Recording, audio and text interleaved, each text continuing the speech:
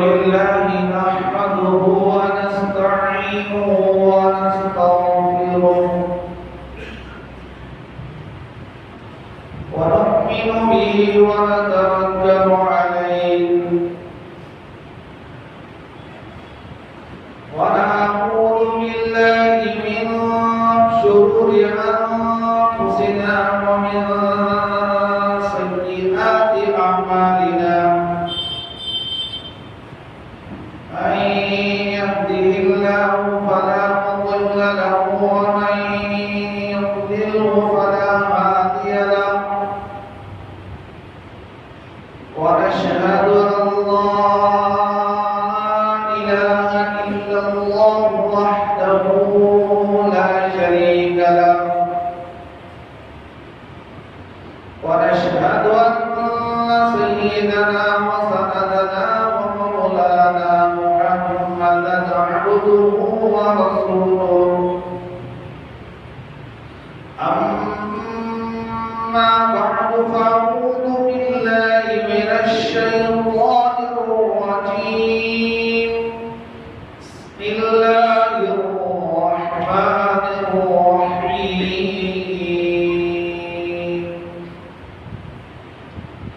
أقيموا الصلاة وآتوا الزكاة وأقرضوا الله قرضا حسنا وما تقدموا لأنفسكم من خير تجدوه عند الله وقال النبي صلى الله عليه وسلم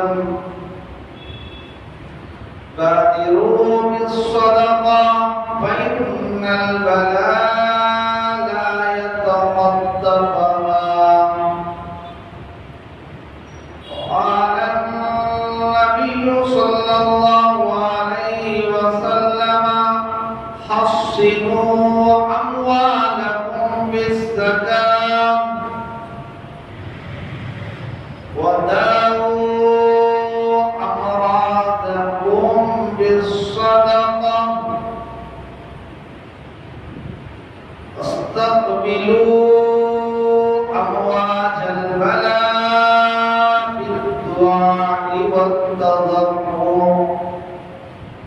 وكما قال عليه الصلاة والسلام صدق الله مولانا العظيم وصدق رسوله النبي الكريم ونحن على ذلك لمن الشاهدين والشاكرين الحمد لله رب العالمين اللهم صل على محمد النبي الأمي وعلى آله وأصحابه وأزواجه وذريته وأهل بيته وسلم تسليما كثيرا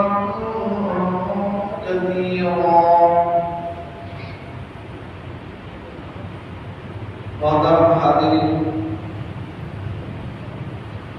बुजुर्ग और अजीज दोस्तों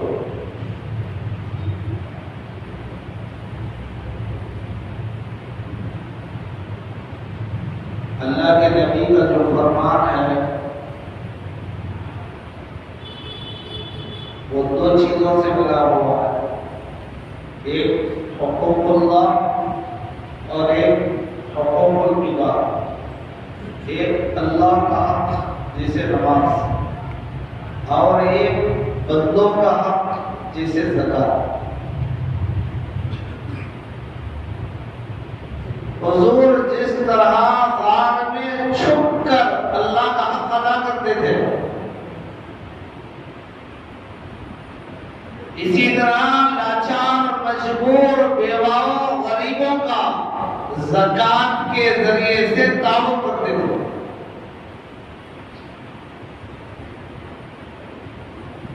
अगर किसी अल्लाह के बंदे को अल्लाह का नेक बंदा बनना है तो उसके लिए दो काम करना है। एक अल्लाह के साथ गहरा रब्त हो जुड़ और दूसरा मखलूक के साथ गहरा ताल्लुक हो। अल्लाह के साथ गहरा, गाढ़ा, मजबूत रब्त मिलता है नमाज के जरिए। इसीलिए अल्लाह ने फरमाया अकीमुस्सलाह, और लोगों से गहरा ताल्लुक बनने के लिए हुक्म है वआतुस ज़कात, ज़कात दो, हदिया दो, सदका दो। हमदर्दी आएगी, मोहब्बत आएगी, ताउन से दिलों के अंदर हमदर्दी आएगी। तो मेरे भाइयों, कुरान करीम के अंदर अल्लाह ने 3 टॉपिक, 3 मजमून एक साथ लेकर चला है, एक साथ लेकर चला है, एक साथ बयान किया है। पहला टॉपिक जहां अल्लाह ने अपनी इबादत का हुक्म दिया, वहां फरमाया अपने वालिदैन के साथ हुस्न सुलूक करो। बनी इसराइल 12 नंबर 15, वक़ज़ा रब्बुका अल्ला तअबुदू इल्ला इय्याहु व बिल वालिदैनि इहसाना। मेरी इबादत करो, अपने वालिदैन के साथ हुस्न सुलूक करो। वला तकुल लहुमा उफ, उन्हें उफ तक ना कहो।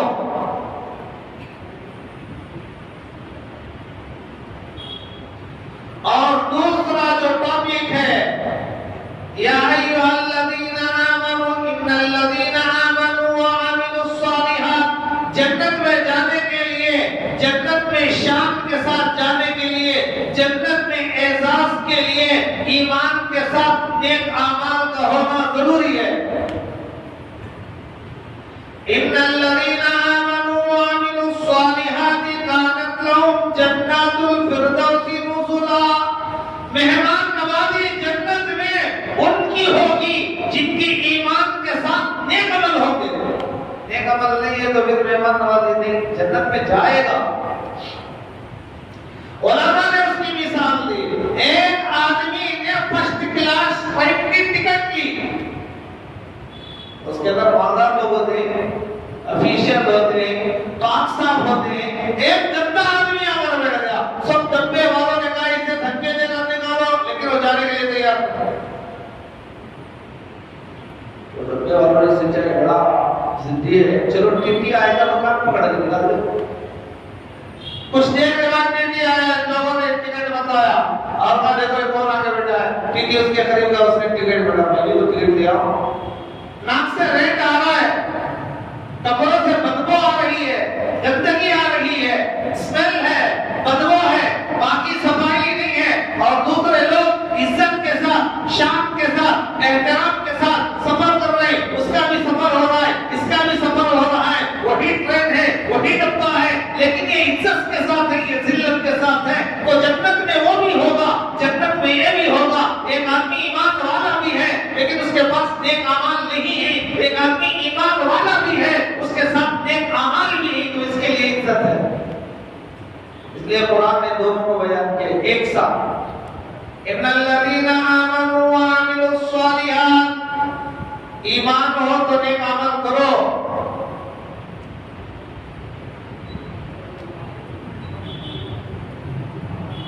और तीसरा जो टॉपिक है वो अकीमुस्सलाह व आतुस ज़कात, नमाज पढ़ो, ज़कात दो। ये 3 टॉपिक को कुरान एक साथ बयान करता है, अलग नहीं करता। सलात के माने नमाज, ज़कात के माने ज़कात, जो उर्दू में भी इस्तेमाल होता है, माल की ज़कात देना। कुरान करीम में ये दोनों लफ्ज़ एक साथ 25 मरतबा आए, 25 मरतबा। अकीमुस्सलाह व आतुस ज़कात, अकीमुस्सलाह व आतुस ज़कात, अकीमुस्सलाह व आतुस ज़कात। क्या मालूम हो रहा है? मालूम ये हो रहा है जिस तरह नमाज की अहमियत है, उसी तरह ज़कात की भी अहमियत है। नमाज की कितनी अहमियत है? अल्लाह के रसूल ने फरमाया मेरे आंखों की ठंडक नमाज में है। नमाज पढ़ेगा तो उम्मती नबी की आंखों को ठंडक पहुंचाएगा।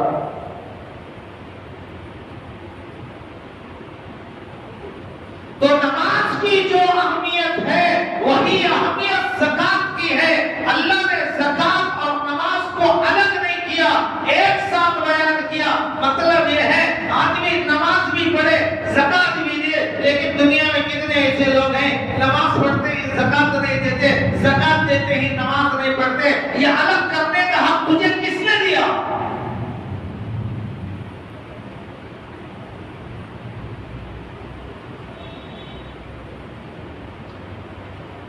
तो मेरे भाइयों, ये जो ज़कात का जो टॉपिक है ना, समझो, इसे समझो,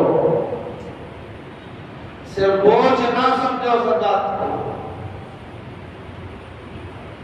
ये माल में बढ़ोतरी का जरिया है। जो ज़कात देगा अल्लाह उसके माल को ज़ाया नहीं करेगा। चोर उसके माल को कभी हाथ नहीं डाल सकता। उसका माल चोरों की गिरफ्त से बाहर, डाकुओं के गिरफ्त से बाहर, जिन्नात के कब्जे से बाहर, जादूगरों के जादूगरी से बाहर, जो ज़कात अदा करेगा उसका माल अल्लाह की हिफाजत में होगा और अल्लाह से कोई छीन नहीं सकता।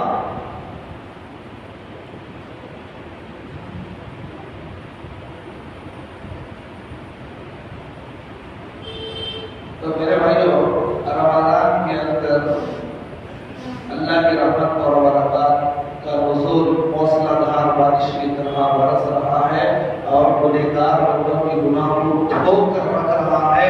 तो बंदे भी अल्लाह की बरकतों और रहमतों को लेने के लिए बहाने बनाकर ले रहे हैं।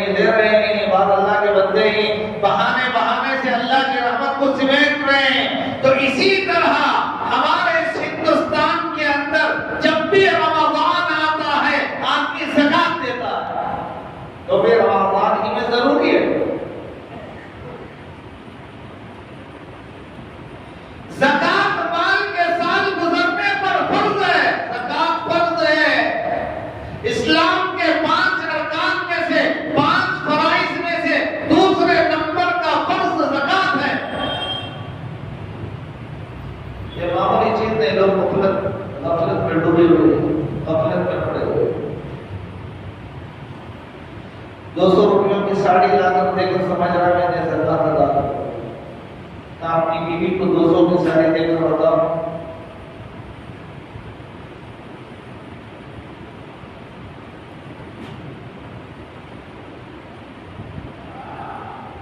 रमजान में ज़कात दे रहा है। क्यों में दे रहा है? रमजान में कहेगा सवाब ज्यादा मिलेगा। बेशक मिलेगा, नहीं मिलेगा? मिलेगा। कैसे मिलेगा? अल्लाह के रसूल ने फरमाया, जो रमजान में एक नफ्ल पढ़ेगा सवाब फर्ज का मिलेगा। जो एक फर्ज अदा करेगा उसे 70 फर्जों का सवाब दिया जाएगा। अब ज़कात ये नफिल नहीं है, ये ज़कात फर्ज है। एक ज़कात अदा करने वाला 70 फर्जों का सवाब पा रहा है। अब 70 फर्जों का सवाब कितना होगा? अल्लाह बेहतर जाने कितना होगा। इतना तो मालूम है, सवाब में सबसे ज्यादा अफजल फर्जों का सवाब है।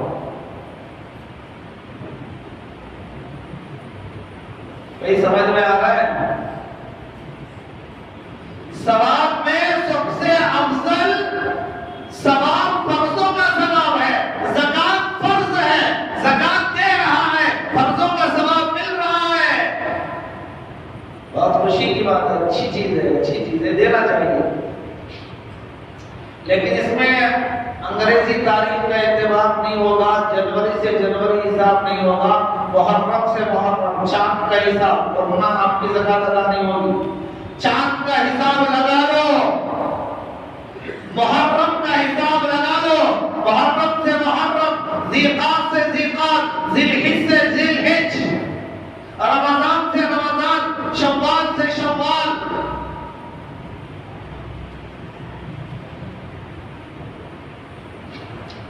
तो ज़कात के माने आते ही तहारत, पाकी। क्या माने? पाकी। यानी ज़कात देगा तो माल गंदगी से पाक हो जाएगा। ज़कात के माने पाकी, ज़कात के माने बढ़ोतरी, ज़कात के माने बरकत। ज़कात तो माल पाक भी होगा, माल बढ़ेगा, माल में बरकत भी आएगी। आएगी नहीं आएगी? आएगी। जो अल्लाह के लिए देगा अल्लाह उसे खाली नहीं करेगा। तो अल्लाह हुक्म दे रहा है कि नमाज कायम करो,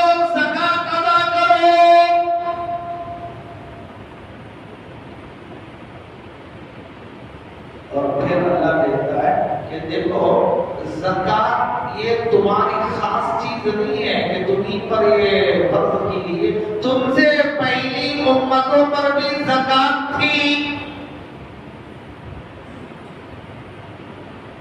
लेकिन हुजूर की उम्मत की खुसूसियत है ये है कि ज़कात का माल खाने की इजाजत है।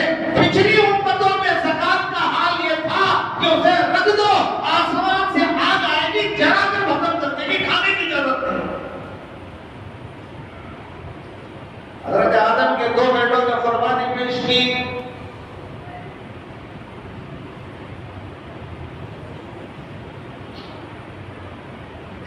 إذ قربا قربانا فتقبل من أحدهما ولم يتقبل من الآخر सूरह अराफ। दोनों कुर्बानी पेश की, एक की कुर्बानी कबूल हो गई, आग आई जलाकर भस्म कर दी, तो जलाना ये कबूलियत की अलामत थी। दूसरे की से आग नहीं जलाई तो ये रद्द है, ये इनकार है, ये इनकार है, ये कबूल ना होने की अलामत है। ये पिछली ज़मानों का था, लेकिन ये उम्मत मोहम्मदिया की शान है, ये खुसूसियत है। अल्लाह ने ज़कात को हलाल किया, खाओ। गरीब ले रहा है, कपड़े ले रहा है, गरीब ले रहा है, गोश्त ला रहा है, गरीब ले रहा है, चावल खरीद रहा है, खाना नहीं खा रहा है, खा रहा है।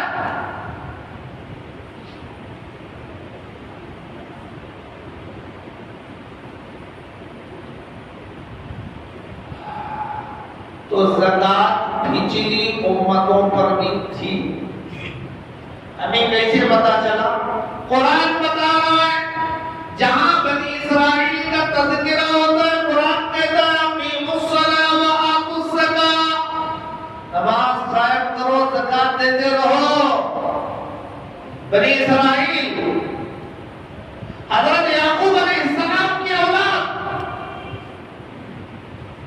तो मालूम हुआ हज़रत याकूब हुजूर से पहले पिछली उम्मतों पर ज़कात थी। तभी तो कुरान कहता है बनी इस्राइल के बारे में अक़ीमुस्सलाह व आतुज़्ज़कात। और हज़रत इब्राहीम के रख्ते जिगर हज़रत इस्माइल, जिनका किस्सा हर बकरा ईद के अंदर आदमी सुनता है, तो हज़रत के बारे में कुरान कहता है वज़कुर फ़िल किताबि इस्माइल। मेरे हबीब इस्माइल का तज़किरा जिक्र करो, इस्माइल का किस्सा याद करो। वज़कुर फ़िल किताबि इस्माइल, किताब में इस्माइल अलैहिस्सलाम का किस्सा मज़कूर है। क्या है?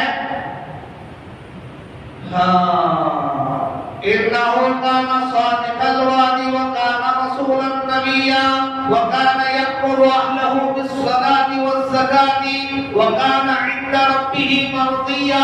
कुरान कहता है बड़े सच्चे थे, वादे के पक्के थे, इस्माइल अल्लाह के नबी थे, पक्के थे, और वो अपने घर वालों को ज़कात का, नमाज का हुक्म देते थे।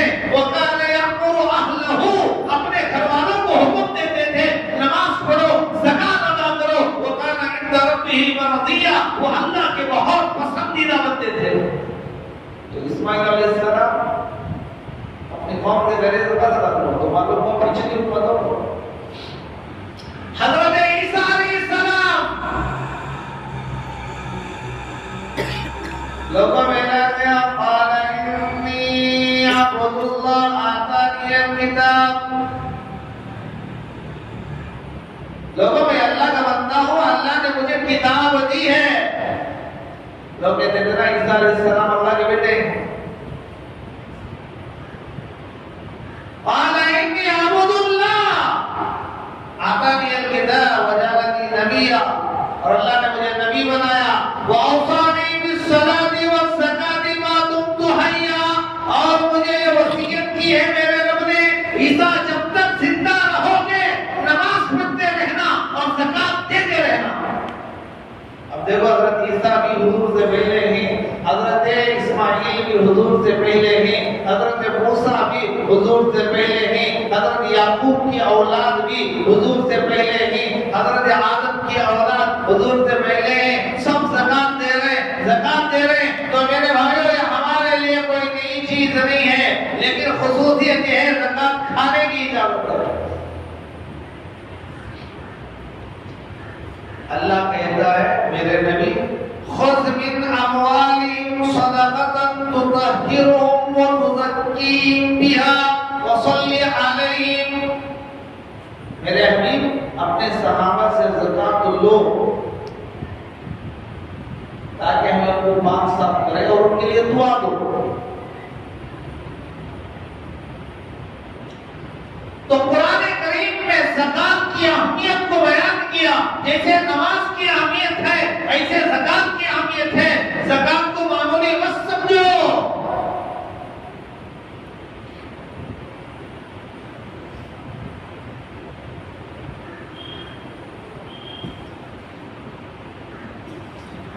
हज़रत अबू बकर सिद्दीक़ रज़ियल्लाहु अन्हु कौन नहीं जानते, भी सब जानते। हुजूर की उम्मत में सबसे बड़ा सखी हज़रत सिद्दीक़, सबसे बड़ा सखी, इनसे बड़ा कोई सखी नहीं उम्मत में। सखी बोले तो अल्लाह के रास्ते में देने वाला।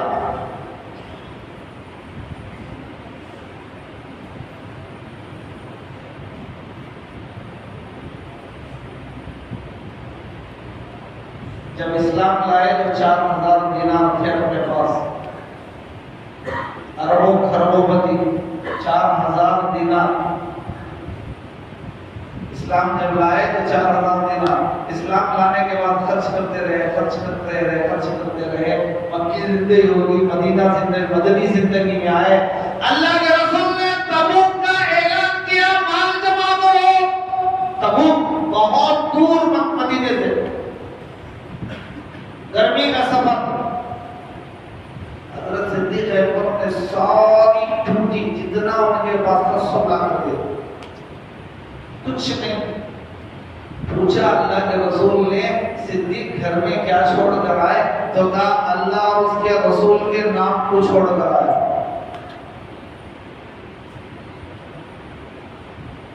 जिब्रील आ गए, कहने लगे या रसूल अल्लाह, अल्लाह अबू बकर को सलाम पेश करता है और पूछता है कि अबू बकर से पूछो इस हाल में भी वो हमसे खुश है। कुर्ते कोई बटन नहीं थे, हज़रत सिद्दीक़ ने बबूल के कांटे लगाए हुए, कीकर के कांटे।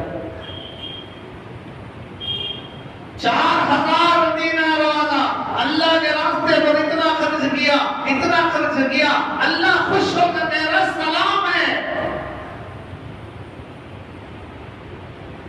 तो मेरे भाइयों, अल्लाह के रास्ते में देना ये कोई मामूली चीज नहीं है।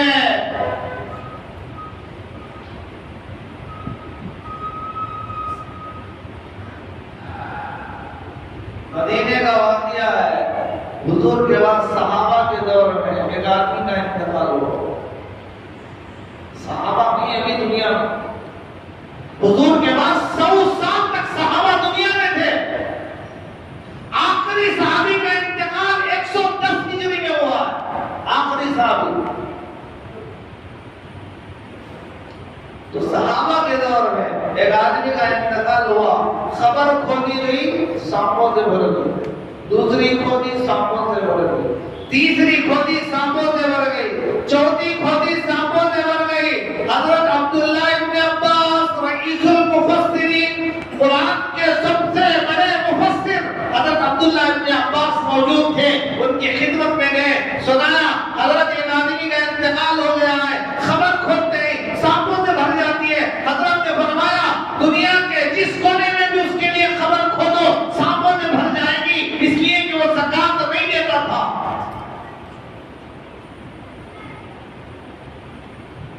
क्या भाई, खबर का अज़ाब क्या मामूली है?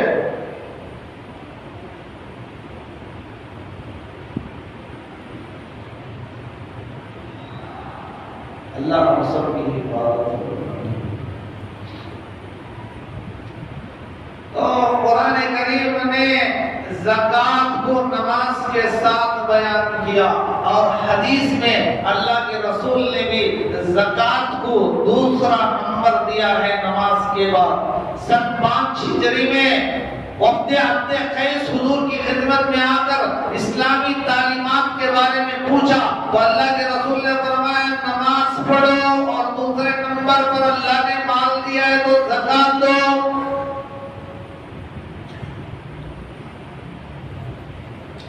9 हिजरी में जब हज़रत मुआज़ को यमन का गवर्नर बनाकर अल्लाह के रसूल ने मदीने के बाहर तक उनको छोड़ने के लिए गए, कहा ना मुआज़ दोबारा आएगा तो मैं नहीं रहूंगा। हज़रत मुआज़ रोने लगे। सहाबा को तो हुजूर से मोहब्बत थी, पल के लिए भी एक आंख से गायब हो जाए पसंद नहीं था सहाबा को। सहाबा तो दीवाने थे, परवाने थे, मस्ताने थे। तो अल्लाह के रसूल यमन का गवर्नर बनाकर मदीने से छोड़ने जा रहे हैं, मदीने के बाहर तक जा रहे हैं, कह रहे हैं मुआज़, यमन वालों को पहले तौहीद की दावत देना, अल्लाह एक है। या अय्युहन्नास क़ूलू ला इलाहा इल्लल्लाह तुफ़्लिहून, लोगों अल्लाह एक है, तौहीद तौहीद अल्लाह के एक होने की दावत देना, सारे शिर्क की जड़ों को काट दिया।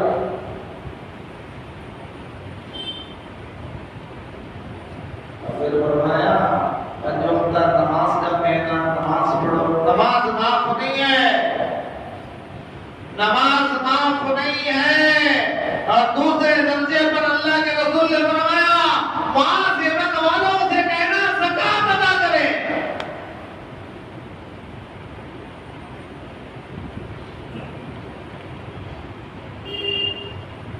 हारून को हज़रत मूसा ने यही तो कहा था, अल्लाह ने इतना माल दिया है भाई ज़कात दे दो, दुश्मनी बढ़ा दे। दुश्मनी की वजह यही ज़कात। चचाजाद भाई था, तौरात का हाफिज था। हारून कोई बेढंगा आदमी नहीं था, तौरात का हाफिज था। हज़रत मूसा अलैहिस्सलाम का चचाजाद भाई था। दुश्मन क्यों हुआ? मूसा ने कहा अल्लाह ने मांग दिया है ज़कात दे, अल्लाह ने ज़कात फर्ज की है, तो कहने लगा मैं नहीं देता, मेरी जाती कमाई है, मैंने कमाया है, मैं नंगा बेगोर आया था, घर मैंने बनाया। बोलते नहीं लोग आज इतने हालत में हो, सो पैसा कितने पापड़ बेला बनने वालों, अरे भाई दबाव किसने दिया? दबाव देने से तो पापड़ बेला है, वरना पेपर खाता। खाना और पकाने में फर्क ना करता। अल्लाह ने दबाव की एक रग अगर कमजोर कर देता तो बताओ क्या हाल होगा? खाना और पकाने में अल्लाह की कसम फर्क नहीं होता। दीवारों को देखो तो हमारे जो फैक्ट्री है, हमारे जो प्रॉपर्टीज हैं, हमारा बैंक बैलेंस है, ये किसका है? अल्लाह का दिया हुआ है। वअनफिकू मिम्मा रज़क़नाकुम, अल्लाह कहता है हमारा दिया हुआ खर्च करो। तो कारून जमीन में फंसा, मरा, गया, क्यों? ज़कात का मुनकिर था। इसलिए मेरे भाइयों, ज़कात को बोझ मत समझो, ज़कात को टैक्स मत समझो, ज़कात को जुर्माना मत समझो। ये अल्लाह की तरफ से एक हुक्म है, एक फरीज़ा है, इसे खुशी के साथ अदा करो। अल्लाह माल में बरकत देगा, माल में कसरत होगी।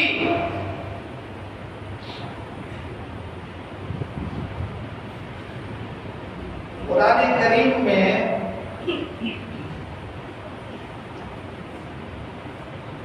पॉजिटिव अंदाज, अकीमुस्सलाह व आतुज़्ज़कात, अकीमुस्सलाह व आतुज़्ज़कात, ये पॉजिटिव अंदाज है। नमाज पढ़ो, ज़कात दो, ज़कात दो, ज़कात दो, ये अच्छा अंदाज है, ये अच्छा अंदाज है।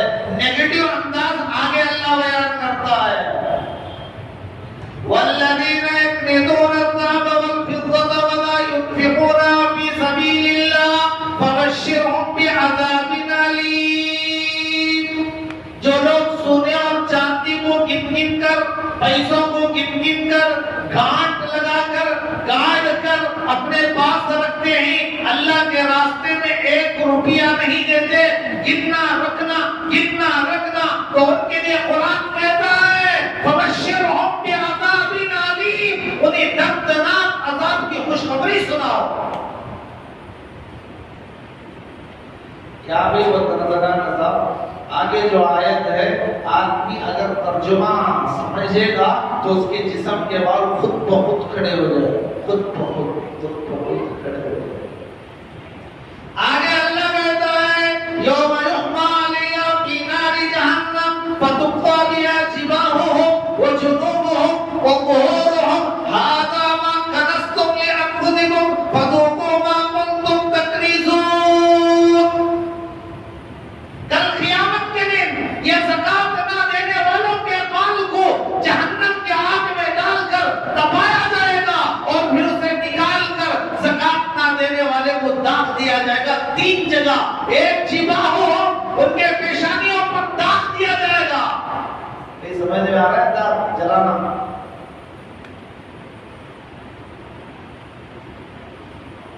जहन्नम की आग, एक तो दुनिया की आग, दुनिया की आग में कोई चीज लाल हो गई, सफेद हो गई तो पकड़ नहीं सकता, पकड़ सकता?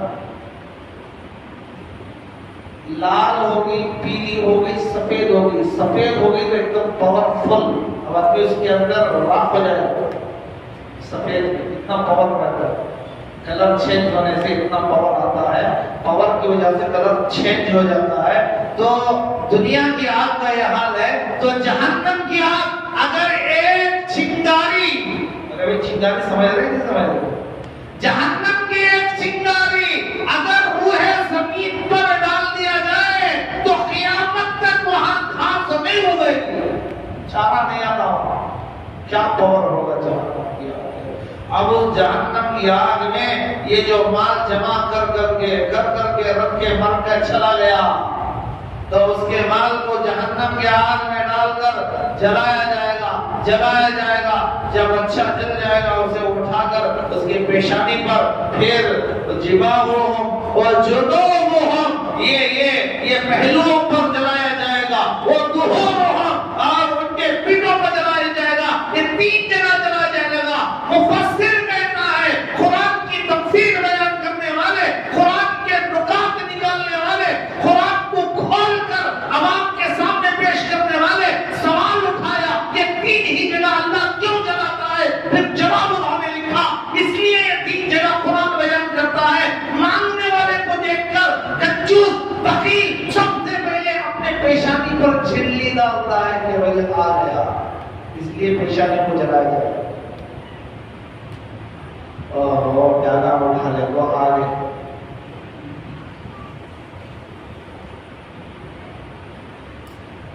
तो सबसे पहले चेहरा बिगाड़ता, गुस्से की अलामत जाहिर करता, यहाँ छिलड़ियां आ जाते हैं, तो इसलिए पेशानियों को जलाया जाएगा। तेरा बाप का माल थोड़ी ले रहा है, अल्लाह का माल क्या दे रहा है? खद्दर का कपड़ा, ब्यादर के कपड़े। भाई अल्लाह के लिए खौफ करो, देने वालों अल्लाह के लिए खौफ करो। ऐसा कपड़ा जो खुद पहनना पसंद करते हो, औरतों को दे रही तो ऐसा कपड़ा दो जो अपनी बीवी पसंद करती हो। मैं मंजे दो को नहीं बोल रहा हूँ, तो ऐसे समझेंगे हजरत बोल देते थे अपने वास्ते बोलो। किसी को भी दे रहे हैं तो ब्यादर बांधने का कपड़ा मत दो, तुम्हारी वो ज़कात कबूल नहीं होगी, तुम्हारा वो देना कबूल नहीं होगा, तुम्हारे मुंह पर बांध दिया जाएगा। ये सबके लिए है, मेरे लिए भी है, आपके लिए भी है। अगर देने का दिल अगर आप कर रहा है तो अच्छा दो, ऐसा दो जो खुद पहने। लोग आजकल मजाक बना रहे हैं, करोड़ों पति आदमी 50 रुपये मिनट में कपड़ा ला के दे रहा है।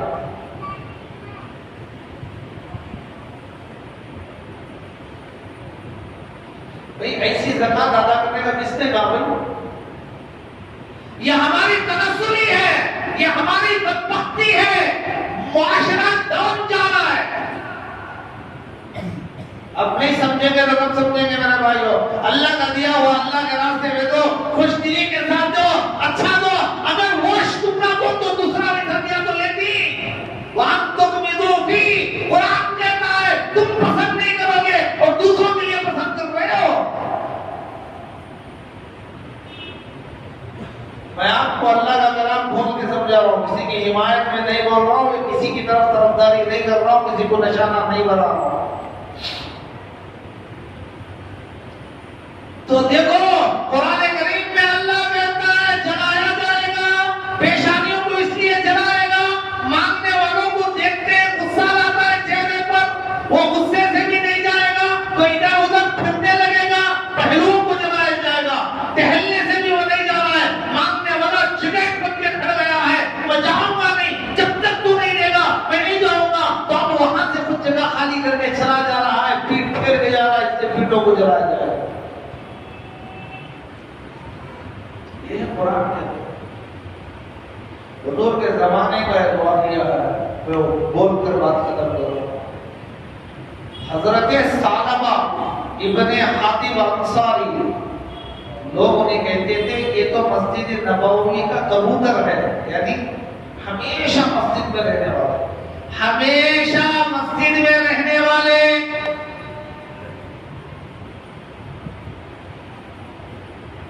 गरीबा एक दिन आकर कहने लगे या रसूलल्लाह दुआ करो अल्लाह मुझे मालदार बना दे। किसे ख्वाहिश नहीं होती? किसे ख्वाहिश नहीं? अल्लाह के रसूल ने फरमाया सालबा मेरा तरीका पसंद नहीं। मेरा क्या तरीका है? एक दिन खाता हूं, एक दिन भूखा रहता हूं, एक दिन खाता हूं, एक दिन पेट पर पत्थर बांधता हूं। सालबा अगर नहीं चाहता तो ये मदीने का जो बड़ा पहाड़ है, मदीने का पहाड़ गुजा और अब उसकी तरफ अल्लाह के रसूल ने उंगली से इशारा करके कहा सालबा अगर नहीं चाहता तो ये मदीने का पहाड़ सोना बनकर मेरे साथ फिरता। उलमा ने लिखा है और तजरबेकारों ने भी कहा है जिस वक्त अल्लाह के रसूल ने यूं इशारा किया था अल्लाह ने उसे सोना बना दिया और का पहाड़ पूरा सोना। लेकिन मैंने पसंद नहीं किया। हजरत सालबा वापस चले गए, दूसरे दिन आके रसूलल्लाह मुझे दुआ कीजिए मालदार हो जाऊं। तीसरे बार आकर कहने लगे या रसूलल्लाह दुआ करो अल्लाह मान लेगा तो हक वालों का हक अदा करूंगा, किसी पर जुल्म नहीं करूंगा, कंजूसी नहीं करूंगा, बखीली नहीं करूंगा। अल्लाह के रसूल ने हाथ उठाकर दुआ कर दी, हुजूर की दुआ तो रद्द नहीं होगी।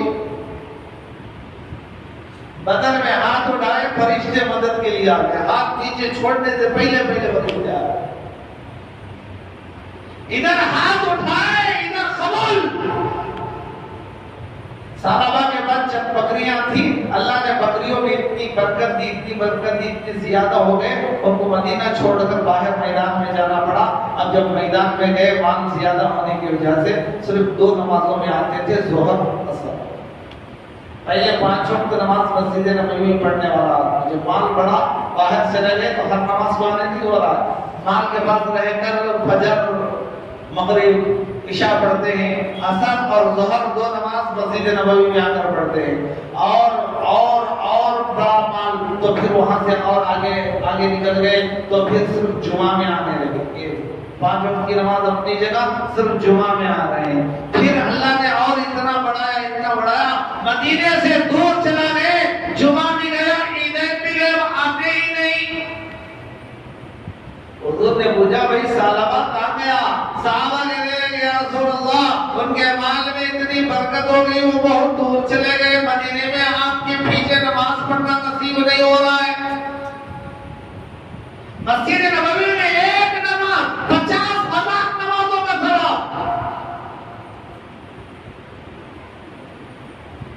हुजूर पर आयत नाज़िल हुई फ़र्ज़ मिन अमवालिहिम सदक़तन तुतahhiruhum व तुज़क्कीहिम बिहा व सल्ली अलैहिम। ज़कात लो, मालदारों के पास ज़कात लो।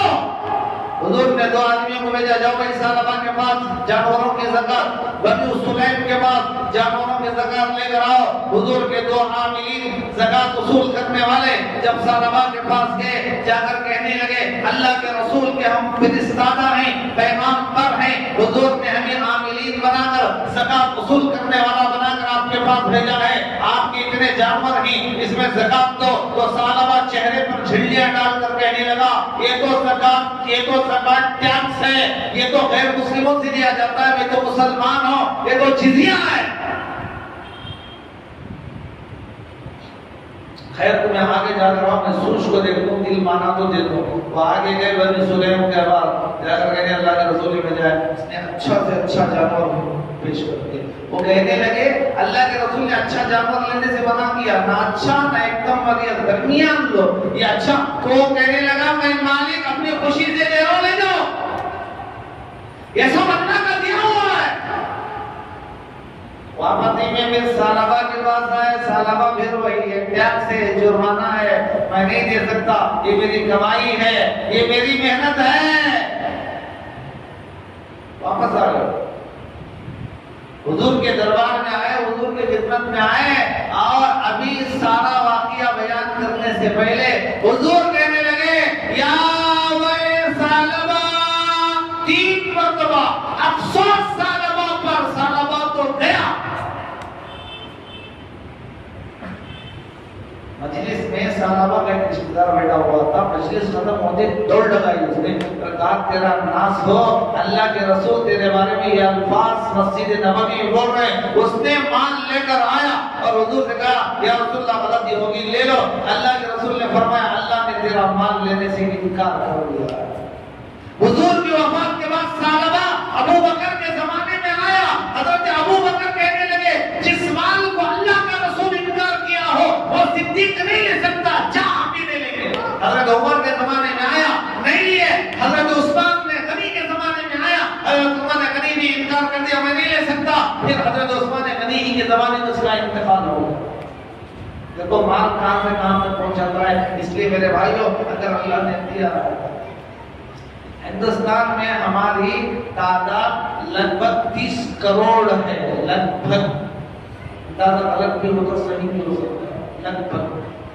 इसमें से 5 करोड़ आदमी अगर मानदार मान लो 5 करोड़ ही, 5 करोड़ में एक आदमी पर 100 रुपये भी लगाओ तो 5 करोड़ के 5 अरब बन जाएंगे। 5 अरब में एक गरीब को 10,000 दो तो कितने 10 लाख आदमी गरीबी से छूट जाएगा, छुटकारा। 10,000 रुपए का आदमी को दो, वो कुछ बिजनेस करेगा, टोपियां लाएगा, इतर लाएगा, खजूर रखेगा, समोसे डालेगा, कुछ काम करेगा और उसके अंदर बढ़ोतरी होगी। आइंदा वो खुद ज़कात देने वाला हो जाएगा। अगर सही तरीके से निकाल कर देंगे, चंद सालों में पूरे हिंदुस्तान के अंदर एक भी ज़कात देने वाला नहीं होगा। लेकिन हमारी बदकिस्मती हम नहीं दे रहे। अच्छा मालदार 1000 करोड़ का एक आदमी, 500 करोड़ के 9 आदमी कहाँ क्या कर रहे हैं? वही 200 रुपयों की साड़ियां दे रहे हैं और वही 11 का कपड़ा ला के मस्जिद वालों को बांट रहे हैं, लोगों को दे रहे हैं, समझ रहे मैंने ज़कात दे दिया। अल्लाह के बंदो, इसे सारी जिंदगी भी अगर करते रहोगे तो तुम्हारी ज़कात तुम्हारे मुंह पर मार दी जाएगी।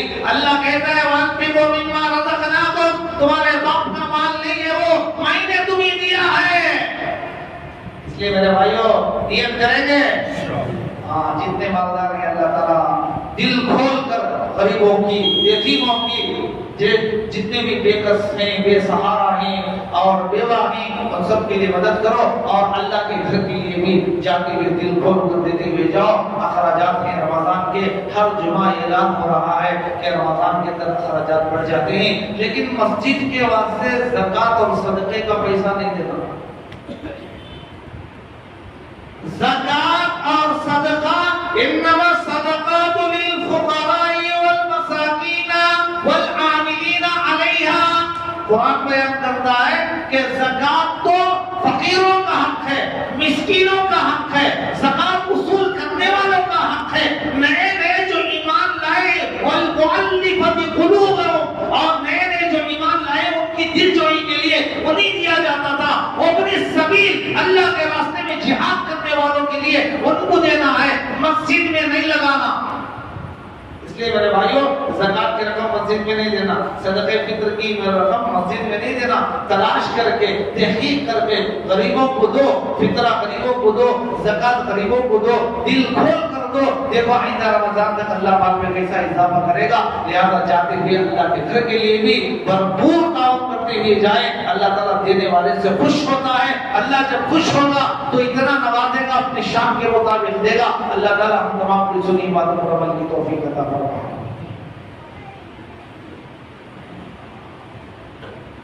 ज़कात का जो मसला है, बयान ही ज़कात का था, फिर एक दो मसले भी सुन लो।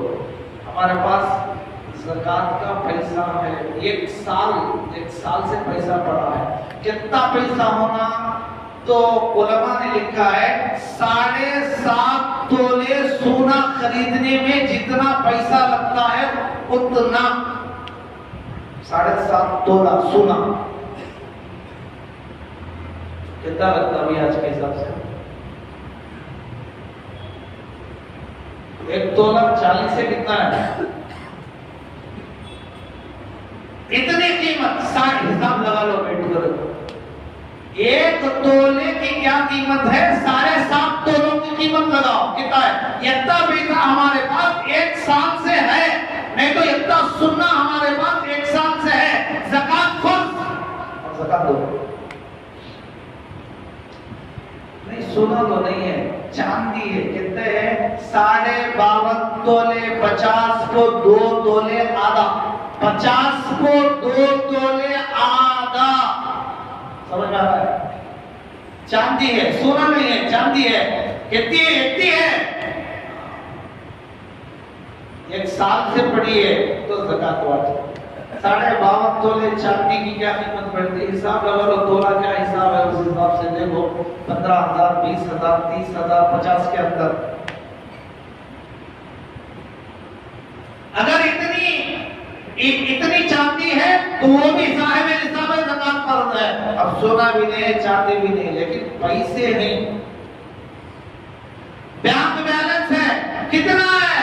हाँ, सोना खरीदने का उतना तो है, लेकिन चांदी खरीद सकता है, इतना पैसा तो है, इतना पैसा तो है। और उसका साल गुजर गया है तो उलमा ने लिखा है ज़कात अदा करो। हमारे पास सोना भी नहीं, चांदी भी नहीं, पैसा भी नहीं, लेकिन वो थोड़ा है। थोड़ा सोना है, थोड़ा चांदी है, थोड़ा पैसा है।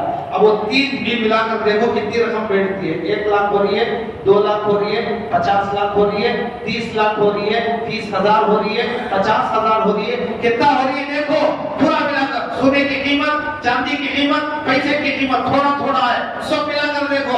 अगर चांदी खरीदने 52.5 तोले चांदी खरीदने की कीमत भी अगर वो बच गई तो उस पर भी ज़कात फर्ज है। बैंक में जो फिक्स पैसे करके, फिक्स डिपॉजिट करके रखा है ना, उसमें भी ज़कात है। सुन लो, पैसा जमा करके रखा था बेटी की शादी के लिए, अभी शादी नहीं, लेकिन साल गुजर गया, ज़कात देना है। हज में जाने के लिए रखा था पैसा, अभी नहीं गया, साल गुजर गया, पैसा देना है। घर बनाने के लिए पैसा रखा था, अभी घर नहीं बनाया, साल गुजर गया, वो पैसों पर ज़कात वाजिब है। बच्ची का माल ले लिए थे, लाखों का, हजारों का, अभी बच्ची के हवाले नहीं किए, शादी करके दुल्हन को रुखसत नहीं किया, साल गुजर गया, बच्ची के माँ बाप पर ज़कात वाजिब है। ऐसे अपने बहुत सारे मसले हैं, वक्त नहीं है। देना किसे? गरीबा को। मैं आपको एक फार्मूला बताता हूँ, मोटा फार्मूला, किसे देना किसे नहीं देना हर आदमी आसानी के साथ समझ जाता। अब मैं लिस्ट नहीं गिना सकता, बस एक फार्मूला बताता हूँ, एक तरीका बताता हूँ, उस पर अमल कर लो, समझ में आ जाएगा किसे देना। जिससे हम पैदा हुए ही उनको नहीं देना। किससे पैदा हुए? बाप, माँ, दादा, दादी, नाना, नानी। हमारे बाप किससे पैदा हुए? दादा दादी से, माँ नाना नानी से। तो बाप को भी नहीं देना, माँ को भी नहीं देना, दादा को भी देना नहीं, दादी को भी देना नहीं, नाना को भी देना नहीं, नानी को भी नहीं देना। ऐसा जो ऊपर तक, अभी सकड़ दादा, अक्कड़ दादा, उक्कड़ दादा, जितने ही सब ऊपर तक ऐसा, उनको नहीं देना। अगर वो दुनिया से सीटी ठोक दिए ही तो कोई बात नहीं, जिंदे जितने ही उन लोगों को नहीं देना, अपने ऊपर वालों को, जिनसे इन्हें आया है उनको नहीं देना। और फिर इससे जो नीचे और रहे हैं, इससे नीचे कौन है? इसका बेटा है, इसकी बेटी है, इसका पोता है, इसकी पोती है, इसका नवासा है, इसकी नवासी है, इनको नहीं दो। इनके अलावा सबको दो, भाई को दो, बहन को दो, खाला को दो, फूफू को दो, इन्हों सब साइड वाले ना इनसे इन्हें पैदा हुआ ना इनसे वो निकले, वो सब अलग अलग हैं।